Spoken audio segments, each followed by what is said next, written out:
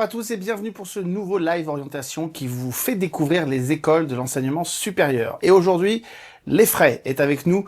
On va accueillir dans un instant son directeur, Monsieur Meunier, qui sera avec nous.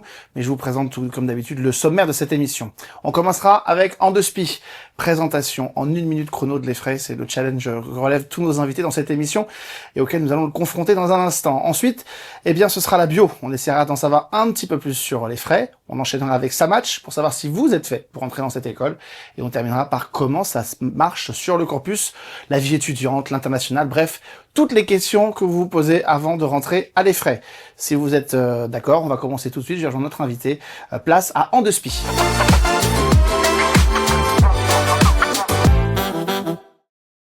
Bonjour Frédéric Meunier. Bonjour Alexandre. Merci d'être avec nous. Vous êtes directeur de l'EFRAY. On a beaucoup de questions à vous poser. Il y a beaucoup de gens qui ont envie aussi de vous en poser. Peut-être en ligne, ça va arriver. Mais le challenge de ce début d'émission, En deux spi, on va vous demander de nous présenter en 1 minute chrono l'EFRAY pour essayer de bien cerner qui vous êtes. Je vous laisse la parole, c'est à vous. Très bien. L'EFRAY, c'est l'école d'ingénieurs de Paris-Panthéon-Assas Université. C'est une grande école généraliste et numérique. Elle existe depuis 90 ans. Elle a été créée en 1936. Elle forme à peu près, si l'année prochaine on aura 6 000 étudiants sur le campus, 3 000 ingénieurs post-bac, donc sur 5 ans, et 3 000 experts du numérique, sont des formations master, bachelor, dont 2 000 sont des formations plutôt tech, et 1 000 sont des formations marketing, communication digitale.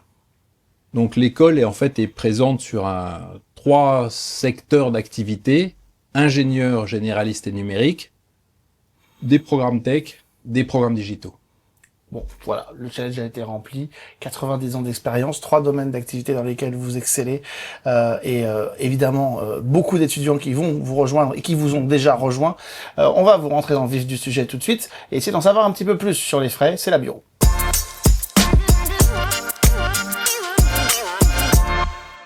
Alors d'abord, j'ai retenu quelque chose que vous avez dit dans la présentation de l'EFRAY. Vous avez parlé de Panthéon-Assas, c'est bien ça? Tout à fait. Nous sommes composants de Panthéon-Assas Université, qui est un établissement public expérimental, qui a vocation à passer grand établissement très rapidement.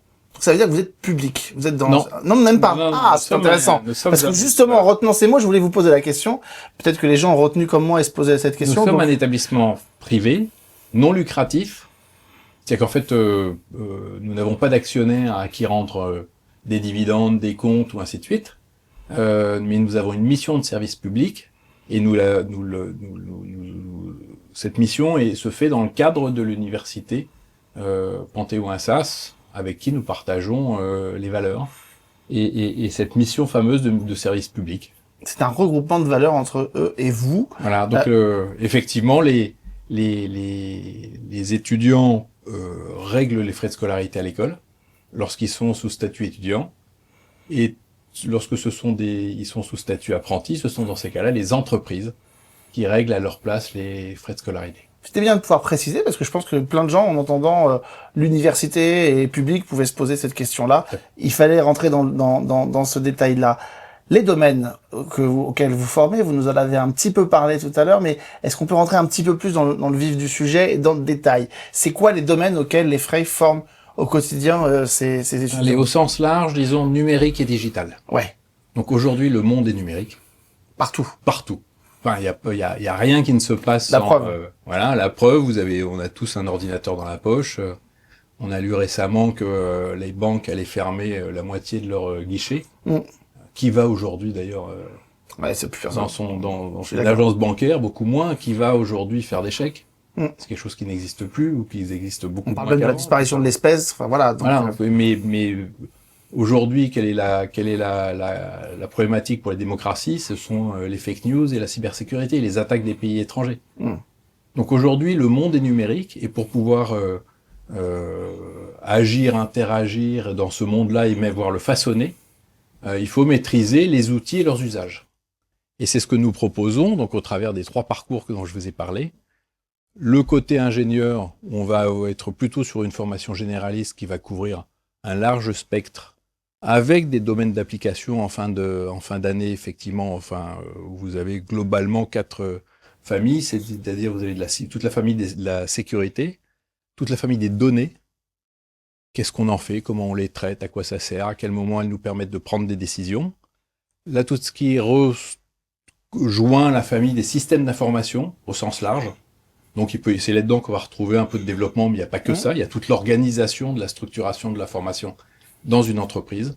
Et on a une branche qui est plutôt autour des systèmes embarqués, tout ce qui bouge. Ouais. Donc ça peut être, en fait, c'est l'intelligence dans quelque chose qui bouge. Ça peut être un avion, une voiture, un téléphone, tout ce que vous voulez. Mais justement, évidemment, le principe des grandes écoles, notamment des écoles d'ingénieurs, c'est d'être tout le temps dans le mouvement et d'essayer tout le temps d'être à l'écoute de ce qui se passe dans le monde dans lequel on vit. Mais de quelle manière, justement, vos domaines d'enseignement et votre enseignement a changé ou peut-être s'est modifié à la faveur de l'apparition de l'intelligence artificielle, par exemple, dont on parle beaucoup aujourd'hui. De quelle manière ça vous a impacté? Alors, ça impacte toutes les entreprises. C'est une rupture technologique majeure. Et comme l'a été Internet, comme a été les ordinateurs portables, comme l'a été le téléphone, comme l'a été, si on peut remonter en avant. Mais les ruptures viennent de plus en plus vite. Dans nos écoles, alors que ce soit pour cette formation généraliste d'ingénieur, que ce soit pour les autres formations un peu plus techniques ou usage digital sur la famille communication et marketing, on est sur du temps long. C'est-à-dire le temps qu'on prépare ou qu'on imagine une formation, le temps qu'on la mette en œuvre, alors on va l'imaginer pas tout seul, avec les entreprises qui vont nous dire voilà comment on voit les métiers de demain, voilà qu'on voit comment les besoins de compétences de demain. Et le moment où on commence à lancer des recrutements, on recrute, on forme, on diplôme, faut compter au minimum 7 ans. Donc, il y a 7 ans, l'IA n'existait pas.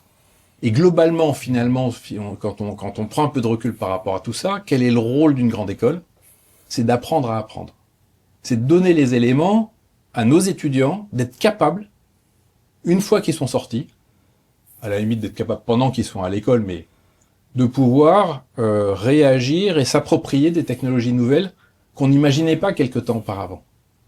Et cette capacité-là, on le voit tous, on a il y a un débat sur les retraites en ce moment, ça va être entre 40 et 45 ans au bas mot de vie professionnelle.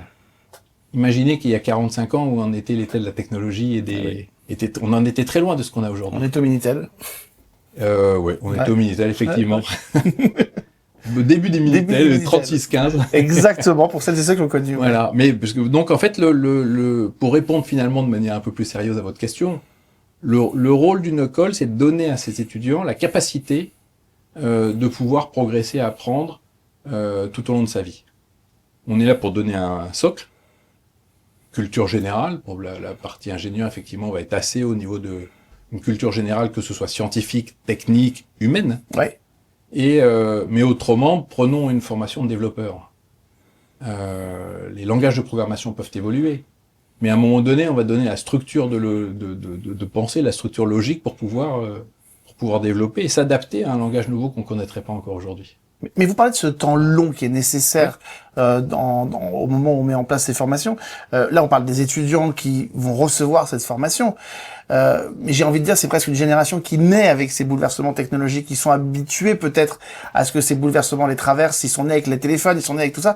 Comment la pédagogie transmise à ces étudiants se bouleverse aussi? Parce que pour les professeurs, j'imagine qu'il faut réapprendre sans arrêt à... Ça a été un choc. Oui. Ça a été un choc énorme, et finalement, on le voit bien, si vous suivez l'enseignement supérieur, ce qui est le cas ici, vous avez pu voir tout au début de l'apparition de l'IA, les réponses ou les premières réponses d'un certain nombre d'établissements, que ce soit en France et à l'étranger. Il y en a qui disent, on va l'autoriser, d'autres qui vont dire, on va l'interdire, on va le contrôler, on va tout ce que tu veux.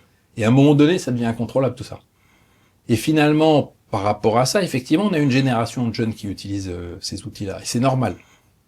Et notre rôle, et ensuite le rôle en entreprise, parce qu'eux vont s'en assurer de manière plus forte, c'est qu'ils le fassent de façon, responsable et critique. Et en fait, cette capacité, effectivement, dont je parlais d'apprendre à apprendre, englobe également cette capacité avec l'IA en particulier, de pouvoir être critique par rapport à quelque chose qui vous est donné comme étant la suite d'un prompt, alors que ce soit pour faire une ligne de code, un exposé, une préparation sur une entreprise, un secteur d'activité, ainsi de suite Donc ça va vous donner un certain nombre d'éléments.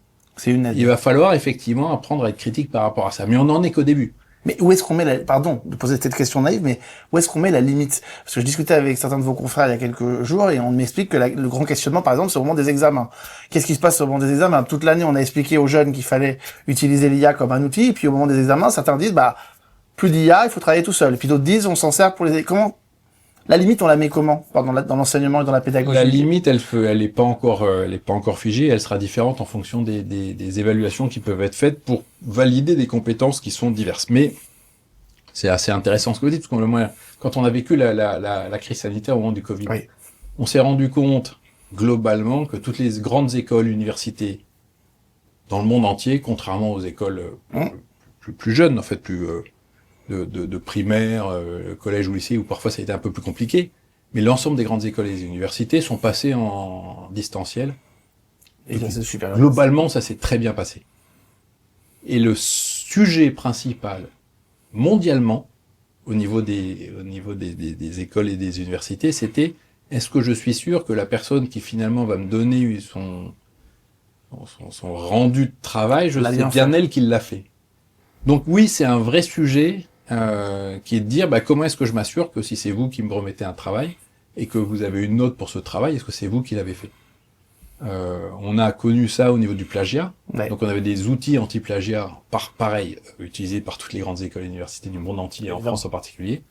Par rapport à l'IA, on n'a pas encore d'outils fiables. Fiables à 100%. Oui, qui permettent de faire ça. Maintenant, il faut réinventer, et c'est ce que font en fait les équipes pédagogiques en interne, les modes d'évaluation pour effectivement s'assurer que, alors dans certains cas, on va revenir en arrière.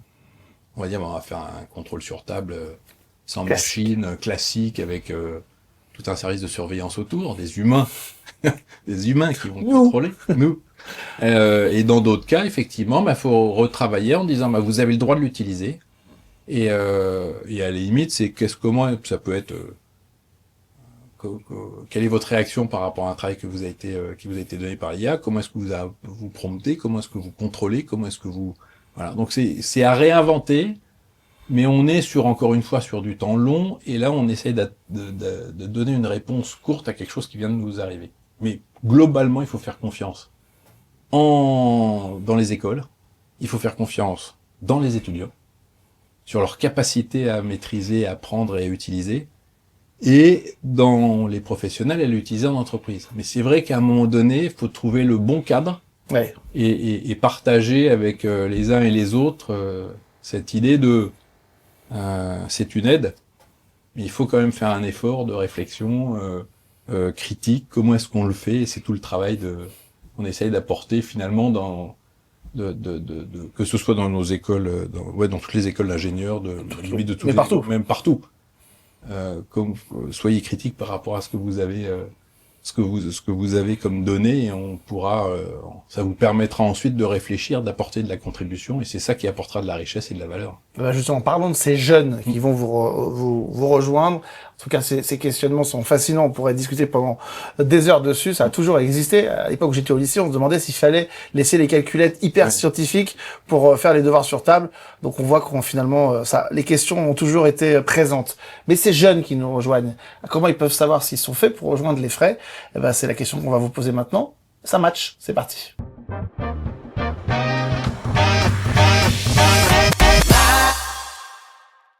Et c'est le moment, effectivement, c'est cette période de l'année un peu charnière où on se dit, ou même on réfléchit peut-être pour l'année prochaine, on est au lycée, on réfléchit à se dire, tiens, ça fait partie des écoles qui m'intéressent. Est-ce qu'il y a un moyen de savoir si je suis fait, si j'ai la fibre, pour reprendre le mot technique et filer la métaphore, si j'ai la fibre pour rejoindre une école comme les Frais? À quoi est-ce que je peux le savoir? Je vous ai dit qu'on avait trois familles de formation un peu distinctes. Je pense que chaque famille a sa réponse. Les jeunes qui veulent faire une formation assez tech, eux le savent déjà. Donc ceux qui veulent faire du développement, de la cybersécurité, de la data. Ceux qui veulent faire de la communication, du marketing digital, c'est-à-dire l'utilisation des outils à des buts effectivement qui sont des buts plutôt justement de marketing, communication, stratégie. eux peuvent effectivement le savoir, mais dans ces cas-là, effectivement, j'aurais tendance à leur dire, si vous voulez faire un métier de communicant, un métier de marketing, faites un métier avec un métier d'avenir. Aujourd'hui, demain, le marketing ne sera que digital et la communication ne sera que digitale. Donc, venez dans une école qui maîtrise ces outils, qui va vous les transmettre pour que vous puissiez les appréhender. Si à côté de ça, vous vous dites, effectivement, et là je parle de l'école ce qu'on appelle le PGE, dans le jargon un peu des grandes écoles management et ingénieur, donc le programme grande école, on parle du programme ingénieur. Là, si vous avez une appétence pour les mathématiques un peu globalement et que vous vous dites, ben le monde est numérique et j'ai envie d'y prendre part, et sans forcément savoir le métier que vous allez pouvoir faire demain, parce qu'il est tellement vaste, il est tellement inconnu des jeunes qui sortent de terminale. Et effectivement, vous le disiez mouvant, que effectivement, aller travailler aller passer par une école comme la nôtre, vous êtes curieux, vous avez envie de travailler dans quelque chose qui aujourd'hui fait partie de notre vie, donc vous voulez pas passer à travers de ça, potentiellement y contribuer d'une façon ou d'une autre. Ben, dans ces cas-là, vous avez tout ça, et vous avez l'envie de travailler, et vous avez l'envie de découvrir une vie associative, vous avez l'envie de découvrir l'international, venez faire une école d'ingénieur et venez faire les frais. Surtout défaire les frais. Comment ça se passe quand on vous rejoint? Est-ce qu'on vous rejoint? Parce que là, c'est le moment aussi où on peut se poser la question. Est-ce qu'on vous rejoint en candidatant? Est-ce qu'il y a un concours? Est-ce qu'il y a un dossier? Est-ce qu'il y a un entretien? Est-ce qu'il y a tout ça à la fois? Comment ça se passe pour rejoindre les frais? On a, au niveau de l'intégration à les frais, on a plusieurs niveaux d'intégration. Post-bac, Parcoursup. Toutes nos formations sont sur Parcoursup. Nous sommes un établissement d'enseignement supérieur labellisé ESPIG, toutes nos formations sont Parcoursup. On ne recrute pas, on fait pas du recrutement sauvage en dehors de Parcoursup. Donc ça, pour ce qui nous concerne, le parcours ingénieur et nos bachelors grade de licence, nous en avons 3, c'est le concours puissance alpha. Sinon, pour les autres bachelors, c'est directement effray sur Parcoursup. On a ensuite, pour le parcours ingénieur, les fameux CPGE. Donc ça, c'est le concours E3A. Et à l'intérieur de 3A, on retrouve le puissance alpha.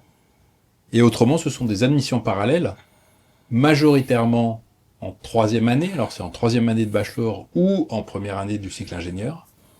Et en grande majorité pour le cycle ingénieur, sont des IUT, quelques licences, quelques BTS, quelques autres écoles d'ingénieurs d'ailleurs qui veulent venir chez nous plutôt. Et ça, ce sont les grandes voies d'admission à l'école. Donc il y a effectivement plusieurs voies en fonction du chemin qu'on a envie d'emprunter, de ce à quoi on s'intéresse. Il y a des passerelles entre les formations au sein de les frais. Ça, c'est une question qui nous est posée en ligne par un des auditeurs. Est-ce qu'il y a des passerelles qui existent? Il y en a.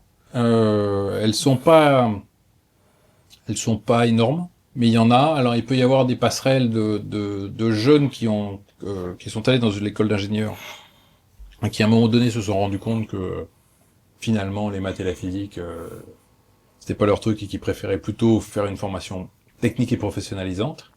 Ça peut arriver. Donc c'est aussi une façon de réorienter des jeunes qui disent je vais tenter ça et puis voilà.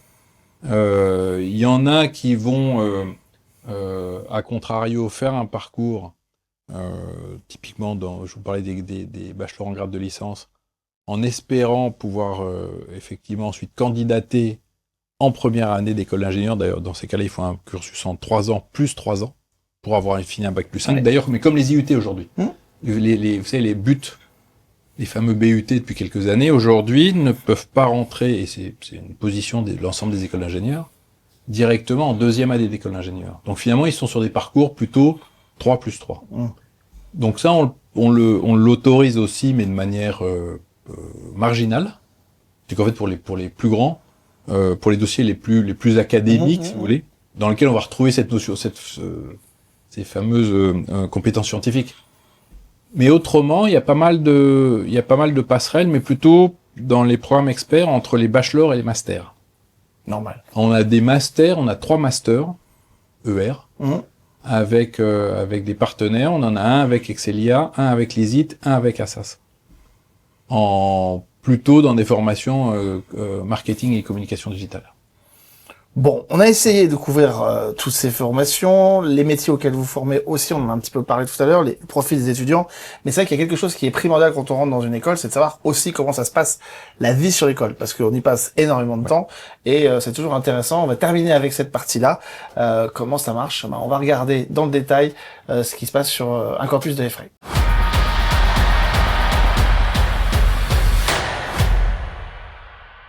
Bon, alors on pourrait vous poser plein de questions que tout le monde se pose sur les écoles. Est-ce qu'il y a une vie étudiante qui est riche, une cafétéria, de quoi s'amuser, de quoi s'éclater? Mais globalement, comment vous définiriez-vous la vie étudiante sur un campus de l'EFRAY? Alors déjà, je trouve que dans les écoles d'ingénieurs, la vie étudiante est extrêmement développée, limite plus que dans les écoles de management. Pourquoi, je sais pas, mais c'est le cas. On a pour notre part, entre, je crois que c'est 64 le chiffre exact en ce moment, associations étudiantes. On encourage, qu'on finance, qu'on encadre, qu'on aide, qu'on développe. Et pourquoi on fait ça finalement? C'est parce qu'on se rend compte que la vie associative, c'est un formidable complément à la vie académique. Vous avez aujourd'hui notre projet pédagogique, effectivement, c'est de former des jeunes qui sont compétents scientifiquement et techniquement. Il faut qu'ils soient aussi capables de travailler en équipe, collaboratif, communicant. Je vous parle pas international, anglophone et curieux des usages des technologies sur lesquelles ils travaillent, mais sur ces aspects-là, en fait, un peu ce qu'on appelle les soft skills. Qu'est-ce qui finalement est un formidable bac à sable pour tout ça? C'est la vie associative. Comme des mini-entreprises. C'est des mini-entreprises, c'est des mini-projets. Et c'est pas pour rien d'ailleurs que les entreprises, en général, assez rapidement, quand elles voient des jeunes qui sortent d'une école ABC dont elles connaissent le niveau, elles vont pas tellement s'arrêter sur qu'est-ce qu'il a fait, qu'est-ce qu'il a appris, parce qu'elles le savent très bien. Et elles vont tout en bas du CV en disant mais c'est quoi qu'est-ce qu'il a fait en plus? Qu'est-ce qui fait qu'il est différent des autres? Qu'est-ce qui fait qu'il a potentiellement une capacité à entraîner les autres, à travailler avec les autres? En quoi il a montré quelque chose de différent? Alors ça peut être associatif, sportif, culturel, musical, tout ce que vous voulez. Mais effectivement, cette vie associative, elle est très forte. Et il y a le choix et ça fait partie de la vie de l'école. Donc ça, c'est effectivement quelque chose qui est un ADN marqueur fort de l'école. Il y a l'international aussi. Ouais, j'allais vous demander, parce que souvent quand on rentre dans une grande école, c'est pour se confronter aussi au monde, pour s'ouvrir sur le monde et pourquoi pas partir à l'étranger, ouais, faire un échange. C'est vrai, on parlait, et c'est vrai aujourd'hui de toutes les grandes écoles et c'est tant mieux. Mais on parlait tout à l'heure du Minitel, pour dire que le temps passe, mais je veux dire, il y a 15 ou 20 ans, il y a 200 écoles d'ingénieurs en France, je sais pas, il doit y en avoir peut-être 40 qui envoyaient ces étudiants à l'étranger. Et il y a 40 ans, il devait y en avoir 5 et on faisait partie de celle-là. Donc c'est effectivement quelque chose de fort au niveau de l'école, qui a toujours été là. C'est dans l'ADN. C'est dans l'ADN en disant le monde est numérique, mais le terrain de jeu est mondial quelque part. Donc on dit à un moment donné, qui peut prétendre avoir une vie professionnelle sans être confronté au monde. Sans être confronté à des équipes multiculturelles, à des clients à l'étranger, à des fournisseurs étrangers, à des marchés globaux. Donc, et pour plagier votre phrase, vous disiez que le monde est numérique, mais ce qui est important d'aller voir, c'est si le monde est numérique de la même façon partout. Voilà. Et quel rapport on a au numérique dans les différentes sociétés. Comment on interagit entre nous, et ainsi de suite. Et donc, ça, c'est extrêmement important. Il y a des pays qui sont favorisés quand on est à l'EFRAY, en particulier? On va pas rentrer dans le débat, enfin, on pourrait rentrer dans le débat, parce que je le trouve très intéressant, mais c'est pas le sujet. Non. Des femmes dans la science et dans le numérique. Je suis bien d'accord. Et pour répondre de manière un peu indirecte à votre question, on se rend compte que c'est un vrai sujet en France et dans les pays qui nous ressemblent, occidentaux, mais que quand vous allez observer en Afrique, au Maghreb, il y a à peu près une parité. Quand vous allez en Asie, il y a une parité. Et la question est de savoir, mais pourquoi on n'y arrive pas? Donc ça, c'est une façon de répondre, mais bon, on pourrait passer 3 émissions sur le sujet, vous aurez... c'est un élément très intéressant, mais c'est un élément très intéressant de se dire mais pourquoi chez nous ça marche pas? Pourquoi on en est arrivé en France effectivement à ce qu'il y a aussi peu de filles qui veulent faire des des écoles scientifiques ou des écoles du numérique et pourquoi il y en a autant qui veulent faire médecine. Il y a un déséquilibre. C'est On extrêmement voit moins dans les autres pays. Voilà, donc dit moins avancé que les pays occidentaux, paradoxalement, alors ouais. qu'en fait, on voit que Ouais. pas du tout, en réalité, et que il y a des progrès qui ont été faits dans tous donc ces mais pays. pour en revenir finalement à votre question, parce que là j'ai complètement Ouais, non, mais c'est intéressant. digressé, mais oui, aujourd'hui, quand vous travaillez dans une entreprise, une grande entreprise, un grand cabinet, une grande ESN, un grand cabinet de conseil, vous avez des équipes plurielles. Donc il se trouve qu'indépendamment du numérique, il y a aussi la culture, c'est-à-dire que et ça c'est connu, hein, et puis faut l'expérimenter, mais un Français raisonne pas comme un Allemand, qui raisonne pas comme un Anglais, Ouais, comme un Chinois, comme un Américain, comme un Sud-Américain, ainsi de suite.